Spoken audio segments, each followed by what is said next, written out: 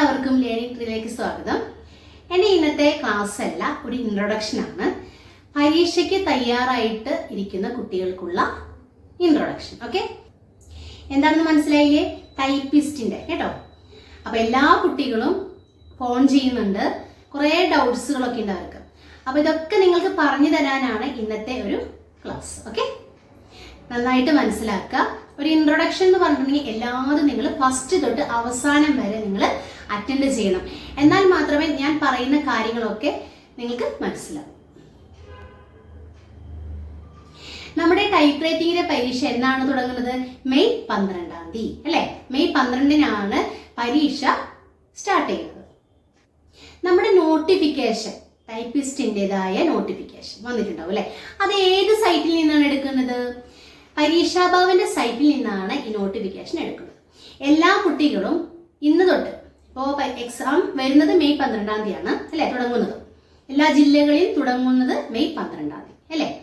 അപ്പോൾ ബാക്കിയുള്ള കുട്ടികൾക്കൊക്കെ ഡേറ്റുകൾ അല്ലെ, ഓരോ സമയങ്ങൾ ഉണ്ടാവും അല്ലെ? ടൈപ്പ് റൈറ്റിംഗിന്റെ പരീക്ഷകൾ നടക്കുമ്പോൾ എല്ലാ ഇൻസ്റ്റിറ്റ്യൂട്ടുകളിലും കുട്ടികളുടേതായ ഒരു ഡേറ്റുകൾ തീരുമാനിച്ചിട്ടാണ് അവർ പരീക്ഷ എഴുതുന്നത് അല്ലെ? നമ്മുടെ പരീക്ഷാ ഭവനിലെ സൈറ്റ് എന്താണ്? പരീക്ഷാ ഭവൻ അടിച്ചു കൊടുത്താൽ മതി അല്ലെ? ആ പരീക്ഷാ ഭവൻ സൈറ്റ് അടിച്ചു കൊടുക്കുമ്പോൾ തന്നെ അതിൽ നോട്ടിഫിക്കേഷൻസ് ഉണ്ടാവും. നോട്ടിഫിക്കേഷൻസ് എന്താണ് എടുക്കുന്നത്? KGTയുടെ നോട്ടിഫിക്കേഷൻസ്. ക്ലിയർ ആയല്ലോ? KGTയുടെ നോട്ടിഫിക്കേഷൻസ് 2026 നടക്കാനിരിക്കുന്ന പരീക്ഷയുടെ നോട്ടിഫിക്കേഷൻസ്. ആ നോട്ടിഫിക്കേഷൻസ് ഡൗൺലോഡ് ചെയ്ത് എല്ലാവരും അത് വായിച്ചിരിക്കണം. അപ്പൊ നിങ്ങൾക്ക് മനസ്സിലാകും എങ്ങനെയാണ് പരീക്ഷയുടെ കാര്യങ്ങൾ, പരീക്ഷ തുടങ്ങുന്നത്, പരീക്ഷയ്ക്ക് ഉള്ള പേപ്പറുകൾ എത്ര രൂപയാണ് ഫീസ്, അങ്ങനെയുള്ള കാര്യങ്ങൾ നിങ്ങൾക്ക് അറിയാൻ പറ്റും.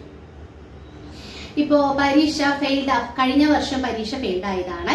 ഈ വർഷം പരീക്ഷ എഴുതുമ്പോൾ എന്തൊക്കെയാണ് നമുക്ക് ആഡ് ചെയ്യേണ്ട കാര്യങ്ങളൊക്കെ എല്ലാതും ഫസ്റ്റ് തൊട്ട് അവസാനം വരെ നിങ്ങൾ വായിച്ചിരിക്കണം.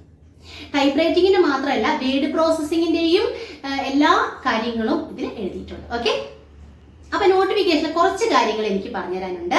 അടുത്ത പ്രധാനമായിട്ടുള്ള കാര്യം, ഈ വർഷം തൊട്ട് പരീക്ഷയ്ക്കുള്ള അല്ലെ ഓൺലൈൻ ചെയ്ത് കഴിയുമ്പോൾ പ്രിന്റ് ഔട്ട് കിട്ടും.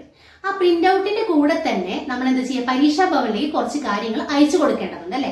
അപ്പൊ ഈ വർഷം തൊട്ട് അത് അയക്കേണ്ടതില്ല. അതെല്ലാവർക്കും അറിയാമെന്ന് വിചാരിക്കണം.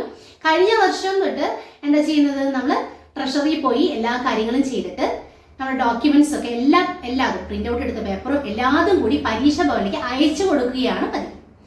ഈ വർഷം തൊട്ട് ഓൺലൈൻ ചെയ്ത് കഴിയുമ്പോൾ അല്ലെ, ഓൺലൈൻ ചെയ്യുമ്പോൾ തന്നെ നമ്മുടെ എല്ലാ സർട്ടിഫിക്കറ്റുകളും അതിൽ അപ്ലോഡ് ചെയ്യുകയാണ് പുതിയതായിട്ട് വന്നത്. ഓക്കെ, അപ്പൊ എല്ലാവർക്കും അറിയാലോ, പുതിയതായിട്ടുള്ള ഒരു അപ്ഡേഷനാണ് ഞാൻ പറഞ്ഞു തന്നത്. അപ്പൊ ഇനി ഇവിടെ നിന്ന് തൊട്ട് എല്ലാ സർട്ടിഫിക്കറ്റുകളും അല്ലെ, വേണ്ടത് ആയിട്ടുള്ള എല്ലാ സർട്ടിഫിക്കറ്റുകളും അയച്ചു കൊടുക്കേണ്ടതില്ല, അതിൽ തന്നെ അപ്ലോഡ് ചെയ്യാവുന്നതാണ്. ഓക്കെ, അപ്പൊ ഇനി അടുത്ത പരീക്ഷയ്ക്കും തയ്യാറായിട്ട് ഇരിക്കുന്ന കുട്ടികൾക്ക് അറിയേണ്ട കാര്യങ്ങൾ തന്നെയാണ് ഞാൻ പറയുന്നത്. ഓക്കെ, ഈ പരീക്ഷ എഴുതുന്ന കുട്ടികൾ എല്ലാവരും നോട്ടിഫിക്കേഷൻ നിർബന്ധമായിട്ടും നിങ്ങൾ വായിച്ചിരിക്കണം. അടുത്തതായിട്ട് കുറെ കുട്ടികൾ ഡൗട്ട്സുകൾ ചോദിച്ചിട്ടുണ്ട്. അതെന്താന്ന് വെച്ചിട്ടുണ്ടെങ്കിൽ, ഹയർ പരീക്ഷ എഴുതുവാനായിട്ട് ലോവർ പരീക്ഷ പാസ്സാവേണ്ടതുണ്ടോ എന്ന് ചോദിച്ചിട്ടുണ്ട്. തീർച്ചയായിട്ടും ഇംഗ്ലീഷ് ലോവർ പാസ്സായിരിക്കണം. ഇംഗ്ലീഷ് ലോവർ പാസ്സായിട്ടുള്ള കുട്ടികൾക്ക് മാത്രമേ ഹയർ എഴുതാൻ പാടുള്ളൂ. അടുത്തതായിട്ട് പറയാനുള്ളത് വളരെ ഇമ്പോർട്ടൻ്റ് ഉള്ളതാണ്. നമുക്ക് എന്താ പറയുക, ഹാൻഡിക്കേപ്പഡ്, അതുപോലെ തന്നെ ചെവിയേക്കാതിരിക്കുക അല്ലെ, അങ്ങനെയുള്ള കുറച്ച് ഹാൻഡിക്കേപ്പഡ് കുറേ കാര്യങ്ങൾ അല്ലെ ഉണ്ട്. കണ്ണിന് കുറച്ച് മിസ്റ്റേക്ക് ഉള്ള കുട്ടികളൊക്കെ ഉണ്ടാവും. അപ്പൊ അങ്ങനെയുള്ള കുട്ടികൾക്ക് പ്രത്യേക പരിഗണനയുണ്ട്. അപ്പൊ അങ്ങനെയുള്ള കുട്ടികൾ ശ്രദ്ധിക്കുക, അതിൻ്റെതായ സർട്ടിഫിക്കറ്റുകൾ ഗ്രേസ് മാർക്ക് കിട്ടാൻ വേണ്ടിയിട്ടാണ് അതിൻ്റെതായ സർട്ടിഫിക്കറ്റ് കൊണ്ടുപോയിരിക്കണം. ഓക്കെ, പരീക്ഷയ്ക്ക് പോകുമ്പോൾ കൊണ്ടുപോകേണ്ട കാര്യങ്ങളാണ് പറയുന്നത്.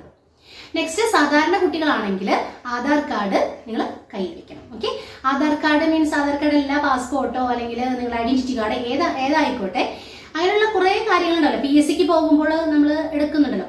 അപ്പൊ നിങ്ങൾ വേണ്ടെങ്കിലും ഇതിൽ പറയുന്നുണ്ട്, നിങ്ങൾ അത് എടുത്തു വെക്കണം പറയുന്നത്. എന്തെങ്കിലും സാഹചര്യങ്ങളൊക്കെ ഉണ്ടാവും ഇല്ലേ, ചില കാര്യങ്ങൾ. അപ്പൊ അതുകൊണ്ട് ആ പ്രൂഫുകൾ ഏതെങ്കിലും ഒരെണ്ണം നിങ്ങൾ എടുത്തു വെക്കുക. ഓക്കെ, ആദ്യം നമുക്ക് രണ്ട് പ്രാവശ്യമായിട്ട് പരീക്ഷ നടന്നിരുന്നു. എന്താണ്, ഒരു വർഷത്തിൽ 2 പ്രാവശ്യം അല്ലെ? കുറെ കുട്ടികൾക്ക് അറിയില്ല. പുതിയതായിട്ടുള്ള കുട്ടികൾക്കും കൂടിയിട്ടുള്ള നോട്ടിഫിക്കേഷനാണിത് ഞാൻ പറയുന്നത്. നിങ്ങൾക്ക് വായിക്കാൻ പറ്റിയില്ലെങ്കിലും ഈ ഇൻട്രൊഡക്ഷനൊക്കെ ഒന്ന് കേൾക്കാം. ഓക്കെ, അപ്പോൾ എല്ലാവരും നോട്ടിഫിക്കേഷൻ ചിലപ്പോൾ എടുത്ത് വായിക്കണമെന്നില്ല. അപ്പം അതുകൊണ്ടാണ്. അപ്പോൾ ഒരു വർഷത്തിൽ ഒരു പ്രാവശ്യമേ ഇപ്പോൾ പരീക്ഷ നടക്കുകയുള്ളൂ. നെക്സ്റ്റ് 10ാം ക്ലാസ് പരീക്ഷ അല്ലെ, പരീക്ഷാഭാവം തന്നെയാണ് നടക്കുന്നത് അല്ലെ 10ാം ക്ലാസ് പരീക്ഷ. അപ്പോൾ 10ാം ക്ലാസ് പരീക്ഷ നടന്നുകൊണ്ടിരിക്കെ തന്നെയാണ് എന്താണ് നോട്ടിഫിക്കേഷൻ വരുന്നത്. 7 ദിവസമാണ് ഇപ്പോൾ ഈ നടന്നുകൊണ്ടിരിക്കുന്നത് അല്ലേ. അപ്പോൾ മെയ്യിലാണ് നമുക്ക് പരീക്ഷ നടക്കുന്നത്. അപ്പോൾ ശ്രദ്ധിക്കുക, ഒരു ഏപ്രിൽ മാസത്തോടു കൂടി അല്ലേ, അല്ലെങ്കിൽ ഇപ്പൊ ഇത് മാർച്ചാണ് അല്ലേ. അപ്പൊ ഈ മാർച്ച് മാസം ഒക്കെ ആവുമ്പോൾ നിങ്ങൾ ശ്രദ്ധിക്കുക കേട്ടോ, നോട്ടിഫിക്കേഷൻ വന്നിട്ടുണ്ടാവും. കുറേ കുട്ടികൾ ചോദിക്കാറുണ്ട് എപ്പോഴാണ് പരീക്ഷ നോട്ടിഫിക്കേഷൻ വരുന്നത്, എപ്പോഴാണ് ആപ്ലിക്കേഷൻ നമുക്ക് കൊടുക്കേണ്ടതെന്ന് ചോദിക്കാറുണ്ട്. അപ്പൊ നിങ്ങൾ എല്ലാവരും കണക്ക് കൂട്ടിയിരിക്കുക, മാർച്ച് മാസത്തിലൊക്കെ ആയിരിക്കും നോട്ടിഫിക്കേഷൻ എത്തുന്നത്. ആകെ ഒരു പരീക്ഷയാണല്ലോ ഉള്ളത്. അപ്പൊ മാർച്ച് മാസം എന്താണ് ഞാൻ പറയുന്നത്, ആ എക്സാം SSLC എക്സാം നടന്നുകൊണ്ടിരിക്കുക തന്നെ നോട്ടിഫിക്കേഷൻ വരുന്നുണ്ട് അല്ലേ. അപ്പോൾ ആ ഒരു എക്സാം കഴിഞ്ഞതിന് ശേഷമാണ് പരീക്ഷാഭവൻ ഏത് നടത്തുന്നത്, നമ്മുടെ KGTയുടെ പരീക്ഷ നടത്തുന്നത്. ഓക്കെ, അതൊക്കെ എപ്പോഴും നമ്മൾ ശ്രദ്ധിക്കേണ്ട കാര്യങ്ങളാണ്. ഓക്കെ, അപ്പൊ ഇത്ര നേരം നമ്മൾ മനസ്സിൽ വെക്കേണ്ട കാര്യങ്ങളാണ് ടൈപ്പ് റൈറ്റിംഗിന്റെ കാര്യങ്ങൾ പറഞ്ഞത്. Okay, notifications. ഓക്കെ, അപ്പൊ അടുത്തതായിട്ട് വേർഡ് പ്രോസസ്സിങ്ങിന്റെ കാര്യം കൂടി പറയുകയാണ്. വേർഡ് പ്രോസസ്സിങ്ങിന്റെ ഹാൾ ടിക്കറ്റ് നമുക്ക് വന്നിട്ടുണ്ടാവും അല്ലെ, വന്നിട്ടുണ്ടാവും ഒരു ഡേറ്റ്. ഇപ്പൊ ടൈപ്പ് റൈറ്റിംഗിന്റെ എക്സാം കഴിഞ്ഞതിന് ശേഷമാണ് വേർഡ് പ്രോസസ്സിങ്ങിന്റെ പരീക്ഷ നടക്കുന്നത്. അപ്പൊ എല്ലാവർക്കും അതറിയില്ല, ചില കുട്ടികൾക്ക് അത് അറിയില്ല. കമന്റിൽ ഇങ്ങനെ ഒരുപാട് കാര്യങ്ങൾ ചോദിച്ചിട്ടുണ്ട്. അപ്പൊ എല്ലാവരും മനസ്സിലാക്കുക, ടൈപ്പ് റൈറ്റിംഗിന്റെ പരീക്ഷ കഴിഞ്ഞതിന് ശേഷമാണ് വേർഡ് പ്രോസസ്സിങ്ങിന്റെ പരീക്ഷ നടക്കുക. ഓക്കെ, അപ്പൊ വേർഡ് പ്രോസസ്സിങ്ങിന്റെ ഹാൾ ടിക്കറ്റ് വന്നിട്ടുണ്ടാവും. അത് ലാസ്റ്റ് എന്ന് വെച്ചിട്ടുണ്ടെങ്കിൽ നാളെ പരീക്ഷ ആണെങ്കിൽ തലേ ദിവസം ഡൗൺലോഡ് ചെയ്തെടുക്കണവരുണ്ട്. അപ്പൊ അങ്ങനെ ചെയ്യരുത്, 3 ദിവസം മുൻപ് തന്നെ നിങ്ങൾ ഡൗൺലോഡ് ചെയ്ത് വെക്കുക. നെക്സ്റ്റ് വരുന്നത് LBSലെ കാര്യങ്ങളാണ്. LBS സെന്റർ കൃത്യമായിട്ട് എന്താ പറയുക, സോഫ്റ്റ്വെയർ ശരിയാക്കിയിട്ടുണ്ട്. LBS സെന്റർ തന്നെ ശരിയാക്കിയിട്ടുണ്ട്. അപ്പോൾ ആ സോഫ്റ്റ്വെയറിലാണ് ഫസ്റ്റ് പേപ്പർ വരുന്നത്. ഫസ്റ്റ് പേപ്പർ എന്താണ്, 10 മിനിറ്റ്സിനുള്ളിൽ നമുക്ക് ചെയ്യാം കാര്യങ്ങൾ അല്ലെ, ചെയ്യുന്ന കാര്യങ്ങൾ 10 മിനിറ്റ്സിൽ നമുക്ക് എന്താ പാസേജ് തരും, അത് കംപ്ലീറ്റ് ചെയ്യണം. സെക്കൻഡ് പേപ്പർ എന്താണ്, വേർഡിൽ ചെയ്യുന്നതാണ്. സെക്കൻഡ് പേപ്പർ വേർഡിൽ എങ്ങനെയാണ്, ഒരു വർക്ക് തരും, അത് ചെയ്ത് കൊടുക്കുക. ഓക്കെ, അപ്പോൾ ബാക്കിയുള്ളതൊക്കെ നിങ്ങൾക്ക് അറിയാമെന്ന് വിചാരിക്കണം. എൻ്റെ നേരത്തെ ഇൻട്രൊഡക്ഷനൊക്കെ നിങ്ങൾക്ക് കേട്ടിട്ടുണ്ടാവും അല്ലേ. അപ്പോൾ എന്നാൽ അപ്ഡേറ്റ് ആയിട്ട് ഞാൻ ജസ്റ്റ് ഒന്ന് പറഞ്ഞത് മാത്രമേ ഉള്ളൂ കേട്ടോ. പിന്നെ സോഫ്റ്റ്വെയർ ചെയ്യുമ്പോൾ പ്രത്യേകിച്ചും ശ്രദ്ധിക്കേണ്ട കുറേ കാര്യങ്ങളുണ്ട്. സ്പീഡ് നമ്മൾ ചെയ്യുമ്പോൾ അല്ലേ, സോഫ്റ്റ്വെയറിൽ നമ്മൾ സ്പീഡ് ചെയ്യുന്നത് അല്ലേ, ആ സോഫ്റ്റ്വെയർ ചെയ്യുമ്പോൾ അത് നിർത്താനൊന്നും പറ്റില്ല അല്ലേ, തനിയെ തന്നെ നിൽക്കും. അപ്പം എല്ലാവർക്കും അറിയാം അത് സോഫ്റ്റ്വെയറിൽ. ഇപ്പം ടൈപ്പ് റൈറ്റിംഗിൽ ചെയ്യുമ്പോൾ എന്താ പറയുക, സമയത്തിനനുസരിച്ച് അവർ പറയുകയാണ് അല്ലേ. സോഫ്റ്റ്വെയറിലാണെങ്കിൽ എന്താണ് കറക്റ്റായിട്ട് നിൽക്കും. അപ്പം എല്ലാവരും ശ്രദ്ധിക്കുക, സോഫ്റ്റ്വെയറിൽ നമ്മൾ ടൈപ്പ് ചെയ്തുകൊണ്ടിരിക്കുക തന്നെ തൊട്ട് മുകളിലായിട്ട് സ്കോർ വരുന്നതായിരിക്കും അല്ലേ. ആ സ്കോർ എപ്പോഴും നോക്കേണ്ട, ഫസ്റ്റ് നിങ്ങളൊന്ന് സ്കോർ ജസ്റ്റ് ഒന്ന് നോക്കിയിട്ട് പിന്നെ നോക്കേണ്ട കേട്ടോ, പകുതി എത്തുമ്പോൾ നോക്കിയാൽ മാത്രം മതി.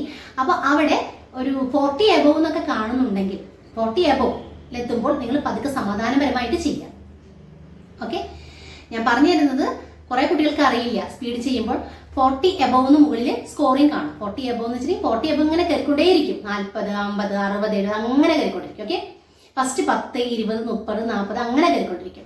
അപ്പൊ ഏക്യുറസി നന്നായിട്ടുണ്ടെങ്കിൽ പെട്ടെന്ന് തന്നെ 40 എബോവിലേക്ക് എത്തും അല്ലെ. അപ്പൊ ഏക്യുറസിയോട് കൂടി നിങ്ങൾ ചെയ്യാം കേട്ടോ. എപ്പോഴും സ്കോർ നോക്കണം എന്നല്ല പറയുന്നത്, പകുതിയോളം എത്തുമ്പോൾ നിങ്ങളൊന്ന് സ്കോർ നോക്കുക. അപ്പോൾ 40 എബോവ് ആണെങ്കിൽ അതൊക്കെ സമാധാനപരമായിട്ട് തന്നെ ചെയ്യണം. അപ്പൊ എല്ലാവരോടും പറയാണ്, നന്നായിട്ട് പ്രാക്ടീസ് ചെയ്യണം. നമ്മുടെ സ്പീഡ് നല്ല പ്രാക്ടീസ് ഉണ്ടെങ്കിൽ മാത്രമേ നമുക്ക് പാസ്സാവാൻ പറ്റുള്ളൂ. അപ്പൊ നല്ലപോലെ പ്രാക്ടീസ് ചെയ്യാം. ക്ലിയർ?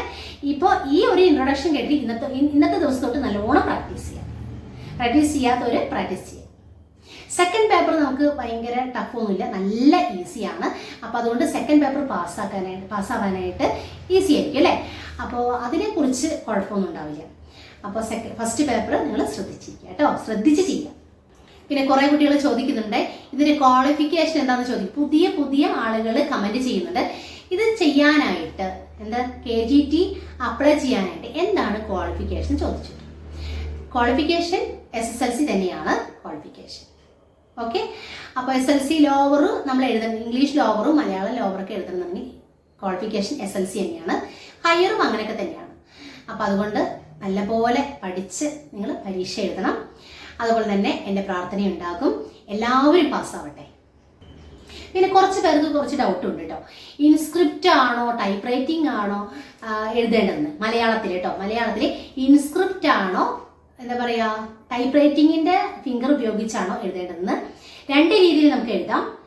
ഇൻസ്ക്രിപ്റ്റും എഴുതാൻ പറ്റും, ടൈപ്പ് റൈറ്റിങ്ങിൻ്റെ മോഡലും എഴുതാൻ പറ്റും. അപ്പോൾ ഇൻസ്ക്രിപ്റ്റ് എഴുതുന്നവർക്ക് അത് നമ്മൾ അവിടെ പരീക്ഷ ഹാളിൽ പോയിട്ട് പറഞ്ഞാൽ മതി, നമ്മൾ ഇൻസ്ക്രിപ്റ്റ് ആണ് പഠിച്ചതെന്ന് പറഞ്ഞാൽ മതി. ഓക്കെ, ഡൗട്ട്സ് ക്ലിയർ ആയില്ലേ? നിങ്ങൾക്ക് എന്തെങ്കിലും KGT പരീക്ഷയെക്കുറിച്ച് കത്തുകൾ എന്തെങ്കിലും അയക്കാനുണ്ടെങ്കിൽ ഈ അഡ്രസ്സിൽ നിങ്ങൾ അയക്കുക. ഓക്കെ, പ്രത്യേകിച്ചും ശ്രദ്ധിക്കുക, എല്ലാവരും ശ്രദ്ധിച്ചിട്ട് നിങ്ങൾ എന്തെങ്കിലും നോട്ട്ബുക്കിൽ ഒന്ന് നോട്ട് ചെയ്ത് വെക്കുക. ഓക്കെ, സെക്രട്ടറി പരീക്ഷാ കമ്മീഷണറുടെ കാര്യാലയം, പരീക്ഷാ ഭവൻ, പൂജപ്പുര, തിരുവനന്തപുരം.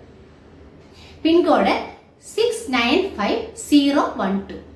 ഓക്കെ, എല്ലാവർക്കും ഇംഗ്ലീഷ് സ്പീക്കിംഗ് ആവശ്യമാണ് അല്ലേ? എല്ലാ ജോലിക്കും ഇംഗ്ലീഷ് സ്പീക്കിംഗ് ആവശ്യമാണ്, പുറത്തേക്ക് പോകുന്ന കുട്ടികൾക്ക് എല്ലാവർക്കും. അപ്പം അതുകൊണ്ട് തന്നെ ഓൺലൈൻ പഠിക്കാൻ താല്പര്യം ഉണ്ടെങ്കിൽ പ്രഗത്ഭനായ ഒരു സാറുണ്ട്, നമ്മുടെ സുഹൃത്തായിട്ടുള്ള ആളാണ്. അപ്പം അതുകൊണ്ട് ആളാണ് അതെടുക്കുന്നത്. നിങ്ങൾക്ക് താല്പര്യമുണ്ടെങ്കിൽ ഞങ്ങളെ കോൺടാക്ട് ചെയ്യും. എൻ്റെ ഈ കൊച്ചു വീഡിയോ ഇഷ്ടപ്പെട്ടിട്ടുണ്ടെങ്കിൽ ലൈക്ക് ചെയ്യുക, ഷെയർ ചെയ്യുക. അതുപോലെ തന്നെ പുതിയ ആരെയും കാണുന്നുണ്ടെങ്കിൽ സബ്സ്ക്രൈബ് ചെയ്യുക. Thank you. ഞങ്ങളെ കോൺടാക്ട് ചെയ്യാനുള്ള നമ്പർ 9633 655 795.